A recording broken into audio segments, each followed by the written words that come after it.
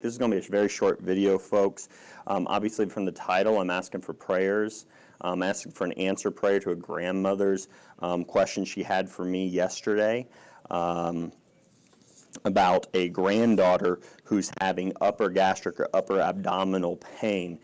So this is a young girl, don't know exactly what age, don't know her name, wouldn't even mention her name, though, either.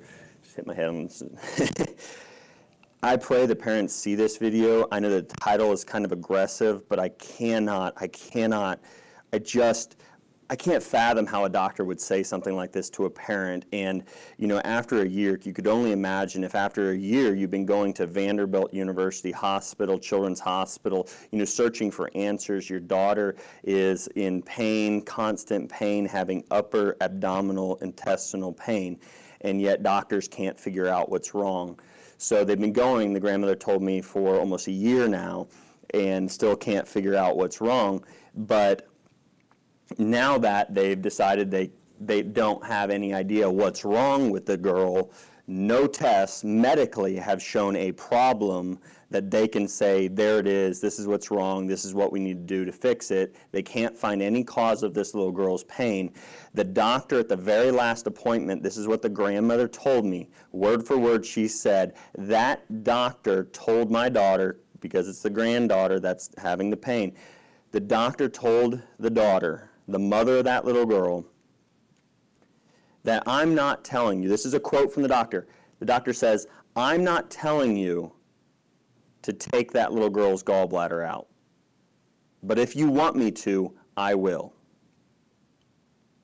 Folks, that's unacceptable in medicine. If they have no diagnosis, they have no evidence of that gallbladder to be causing that little girl harm, to not know what's causing the problem in the first place, to say, let's cut this little girl's organs out.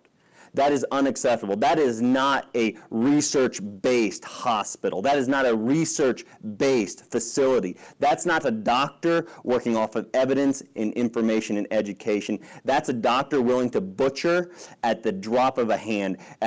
This is not an elective surgery. I'm sorry. If the parents fully understood the ramifications, the harms that would come to that little girl over her lifetime, the problems she would have after having her gallbladder removed, I guarantee you they would not voluntarily have that little girl's gallbladder taken out. Increased cardiovascular risk, increased cancer risk, increased nutrient deficiency risk, increased risk of immune system deficiency once you have your gallbladder removed, because the gallbladder isn't the problem, it's the function of the gallbladder every time. The structure of that organ is completely determined, dictated, and the function is completely determined and dictated by the foods we eat, the nutrients we put in our body, and then the spinal alignment and the nervous system flow from the brain to that organ system. The brain must communicate down the spine into those organs. I am praying the parents do see this, and I am praying that they don't. I'm praying for your little girl. Please understand, I know in my spirit I can help your little girl. Bring her to me. Let me lay my hands on her, and let me help her heal. Please stay with me with this. Don't take my frustration and anger towards a doctor who wants to cut an organ out of a little girl unnecessarily. Don't take it the wrong way, please. Let me show you this. And the studies and research have been done to show and prove this further and further over the years. But this is a study from 1933. This is not chiropractic study here. This is not chiropractic research. These are not chiropractors saying this.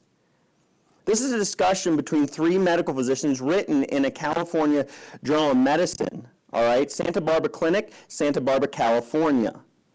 The discussion between William Kerr, MD, a medical physician in San Francisco, F.M. Pottinger, MD, again a medical physician, and Dr. Lewis, MD of Los Angeles, having discussion about the need for the medical community to open their eyes up to the reality that spinal curvatures and misalignments can cause disease. Let me read you some excerpts from this very article. They say that irritation of the spinal nerves as they leave the cord whether within the confines of the bony canal that would be within your spine or just outside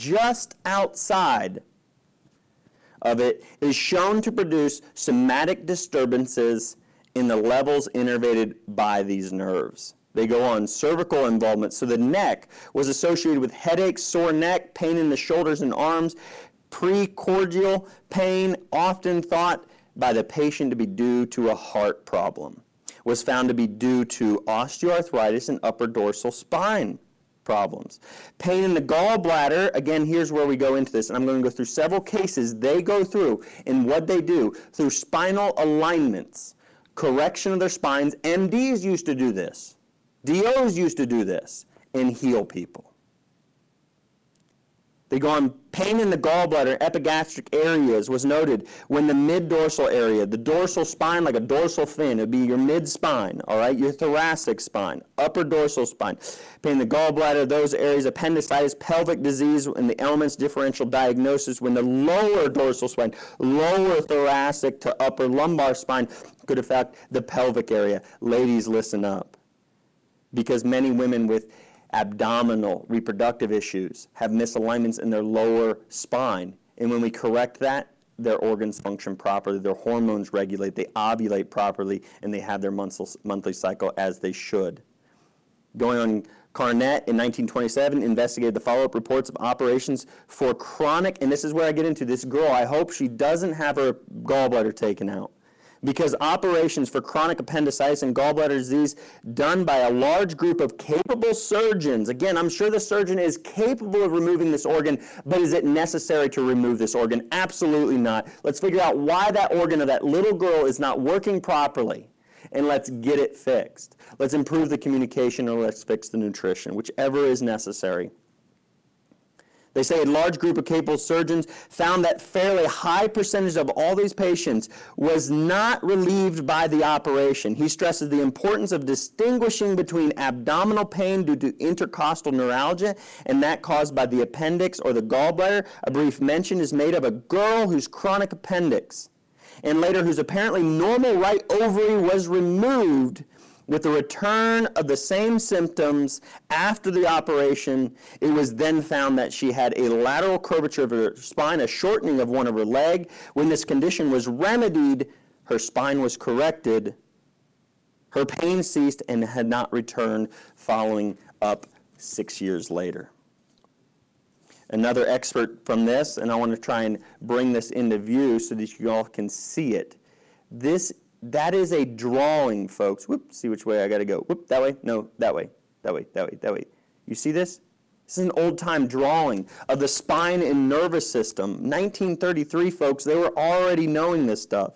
In other words, instead of starting with a pathogenic visceral organ, and tracing the path of its reflex pain, we start with an abnormality of the spinal configuration, the spinal alignment. Again, MD saying that spinal alignment causes visceral or organ disturbances. Designate it as the primary cause of organ disturbance. From the above considerations, it would seem possible then that symptoms of the gallbladder disease, appendicitis, stomach ulcers, gastritis, inflammation of your intestines, partial urethral obstruction, colitis, inflammation of your colon, spastic constipation, and other forms of organ irritation may be produced directly or indirectly because of spinal curvatures. They go through one case here. A man, 31 years old, upper abdominal stress. At times, the symptoms became acute and colicky in nature. Think about all the colicky babies that we could help as chiropractors. If people knew this information and MDs were to teach this information to their patients before cutting an organ out. He vomited this projectile without much previous nausea and complained of feeling the effect of gas caught in his intestines near the stomach. He was forced to go to bed for several weeks at a time because of his pain. I guarantee praying day in, day out that someone would come to him and heal him, that God would heal him. I wish I would have been there at that man's bedside and healed him, because I know that an adjustment would have, and that's what they finally figured out. Watch this. They found dorsal scoliosis. But before they found the scoliosis, folks, in 1923, an appendectomy, appendix was removed and performed. Essentially, normal appendix was removed. 1925, again going back to this little girl's story, I am praying the grandmother, somebody gets this video to the parents, share it, widely share it to everybody you possibly can. I cannot give names, but I'm praying the parents see it, and I'm praying the parents bring that little girl to me and let me lay my hands on her and let me heal her. I know I can. I am that confident. I feel I can help her. In my spirit, I'm praying I get the opportunity to try at least. Folks, 1925, the patient developed symptoms of mild urethral colic in the right side. These symptoms persisted off and on for 3 weeks, and then the urethral catheter was placed. In short, this was known to have had in the right side dating back to 1923 when the noxious appendix was removed, and then to 1930 when he obtained of the intercostal pain, upper abdominal colic pain after orthopedic treatment of his spinal curvature. And even they found after gastrointestinal studies were done and treatment of his scoliosis was completed, they showed no more abnormal retention of barium meal in the stomach. The stomach wasn't passing food through effectively. And barium meal was a radioactive basic dye that they could see on x-ray where it would clog up in the intestines. But once the scoliosis, the misalignment was corrected, that man healed. His organs functioned. But sadly, a doctor removed a perfectly normal appendix. Case 2. At this time, he complained, a man had complained. He was 42 at the age, and I know that these are adults, but again, there's another man, 23. I'm trying to see if there's any little girls in here. Maybe that would ring home to this story, or this little girl or their family more. But let me read through this.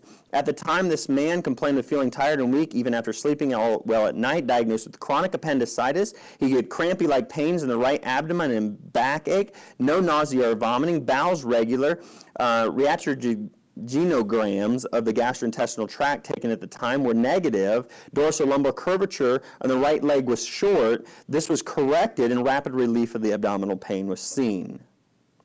Case 3, someone with an emptiness in their stomach, nausea and gastric pain and colic, double pneumonia as an infant and severe attack at the 1918 flu because, again, our spinal curvatures or misalignments can weaken our immune system. Dorsolumbar curvature. So again, dorso-thoracic spine, mid-back, lumbar, your lower back. Curvature was identified with a left short leg. Orthopedic relief and correction of that curvature was instituted with almost immediate relief of the upper abdominal pain. Another individual, this woman, she had been told by physicians that the pain was caused by her left ovary. The left lumbar right dorsal spinal curvature was found. It was corrected. That curvature brought total relief within 3 days. A housewife, age 28, first seen on August 3rd, 1930. She complained at the time of tickling in her throat and chest, cough, and difficult breathing. She also complained of constipation and bowels moving with difficulty every 2 or 3 days. She had a miscarriage at 2 weeks. Had a hysterectomy prior to that. And now we know that there are so many issues and immune issues caused by having our tonsils removed. When the tonsils aren't the problem, it's the misalignments in the spine that need to be corrected. She had cervical inflammation, endometriosis. Think about this, lady. How many women have inflammation of the reproductive organs, which prevents a implantation of the egg, and thus they're infertile? When this woman had her spine corrected, guess what, folks? She healed from those issues. Patient noted definite improvement within a few weeks after the onset of the treatment. Interviews, 4 months later, she volunteered the information. Her cough had practically disappeared. Her bowels moved twice daily. Folks, no more constipation. And the premenstrual heaviness in the pelvis was gone. She urinated about 4 times instead of 12 during the day. Folks, I give you those cases, I give you this information solely to pray and hope that you'll share this information to get this word out to the mother and father of that little girl before a surgeon at Vanderbilt decides, or the parents decide to go with the surgeon's willingness, not advice. At least he didn't advise. At least he didn't say, let's just take it out. That's the best thing we can do. At least he is actually open to giving the parents somewhat of a choice. Again, I just People say chiropractors are crazy. A chiropractor that says, I want to make sure your brain can communicate down your spinal cord over your nerves through your spinal column, because if those bones are out of alignment, it will interfere with those nerve transmissions, those nerve signals. I want to make sure your spine's as healthy as possible, because your nervous system runs and controls every single function in your body. I want to make sure that's as healthy as possible, so that your bowels will move properly, so that your ovaries will work properly, so that your stomach can produce the right amount of acid, so that your blood pressure to your brain is flowing properly. I'm crazy, but somehow the medical community, with physicians who are willing to look at a parent and say, I don't know what's wrong with your little girl, and I'm not telling you to remove her gallbladder, but I will if you tell me to, because I'm a butcher for hire, and I know that may be rude. But I'm sorry. I'm not sorry. That is unacceptable, should be unacceptable by society. To have someone say, I don't know what's wrong, but I'll cut your little girl open and remove her organ that we can't find anything wrong with. We don't know what's wrong, but we could start doing experimental surgeries and removing organs until hopefully one day when we remove enough organs, her symptoms go away. They're not looking for the cause. They just want to remove the symptom. That's it. It's wrong. That's not the best interest of that little girl. There are risks to that surgery, and there are long-term ramifications if that happens. That's why my prayer right now in front of every single person watching this and every person that will watch this in the future, my prayer is that every single parent, before they go and have the gallbladder of their children removed, before they have the tonsils of their children removed, before the appendix is removed, I pray they watch this video and they understand the evidence was there and medical physicians were saying it. It's just the drug companies got in the way. The big pharma got in the way.